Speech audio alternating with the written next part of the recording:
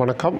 Nifty July features இன்று, அதாவது ஜூலை 21, 2025 அன்று கீழே இருந்து நன்றாக ஏறியது.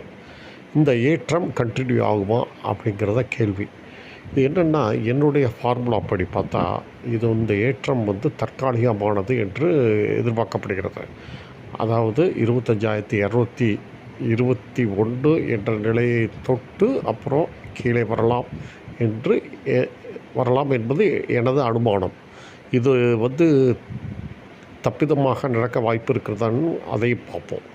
இப்போ 25,221 தொட்டு கீழே வருவதற்கு ஒரு வாய்ப்பு இருக்குது. சரி, அதே சமயம் கீழே இறங்கினால் 24,908 என்ற நிலையை தொட்டால் ஏற வாய்ப்பு இருக்கிறது. ஏன்னு கேட்டால், இன்றைக்கி 25,921 என்ற நிலையிலிருந்து தான் ஏறியது.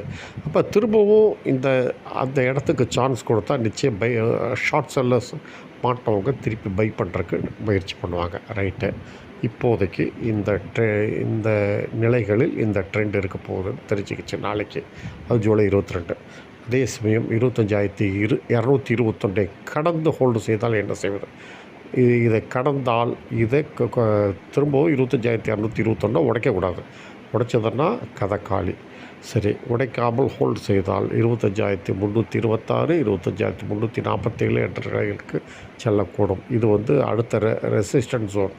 இதையும் கடந்து ஹோல்டு செய்தால் அதே சமயம் இதை கடந்து இதை உடைக்கக்கூடாது. கடந்து ஹோல்டு செய்தால் 25,567 வரை போக வாய்ப்பு. இதுதான் நிலைகள். சரி, இப்போ கீழே 24,908 உடைத்தால் என்ன செய்வதுன்னு பார்த்திங்கன்னா, வீக்லி மினி சப்போர்ட் 24,843 என்ற நிலை வரை சரியக்கூடும். ஆக்சுவலாக இன்றைக்கி இந்த நிலை உடையும் என்று எதிர்பார்க்கப்பட்டது.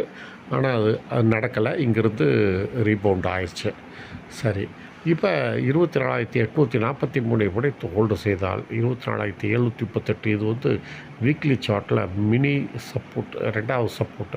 இந்த இடத்தில் நல்ல பையிங் இருக்க வாய்ப்பு இருக்குது. அதே சமயம் இதை உடைத்தால் 24,689 வரை சரிய வாய்ப்பு. இதுதான் நிலைகள். அதுக்கு தகுந்தாப்போல் உங்கள் வர்த்தகத்தை அமைத்துக் கொள்ளுங்கள். வர்த்தகம் பற்றி வாழ்த்துக்கள். நன்றி, வணக்கம்.